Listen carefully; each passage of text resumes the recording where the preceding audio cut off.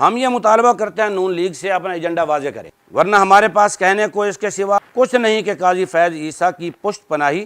نون league نے کی ہے، اور حقیقت میں نون لیگ قادیانیوں کی بی ٹیم ہے۔ تم یہ مت سمجھو ہم تمہاری ان پھس پھسی پریس کانفرنسوں سے دب کر کے بیٹھ جائیں گے۔ آج آپ کو عدالتوں کا احترام یاد آ گیا ہے اور چیخ چیخ کر باتیں کر رہے ہیں۔ کل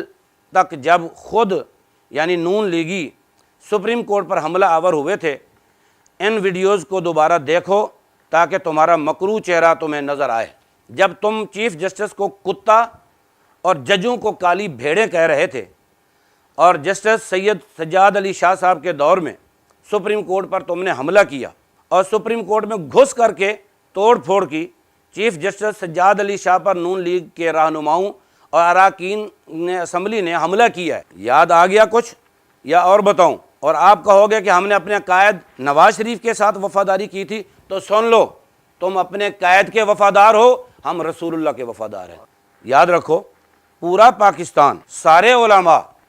قادیانیوں کے غیر مسلم ہونے،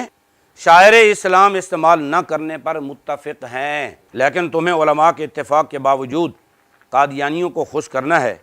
جس کی کسی قیمت پر تمہیں اجازت نہیں دی جائے گی، اور ان کے ہم نوا ہمیشہ ذلیل ہوتے رہیں گے۔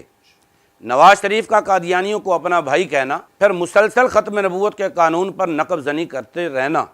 یہ ساری حرکتیں تمہاری جسارتیں ظاہر کرتی ہیں کہ جب بھی تمہاری حکومت آئے گی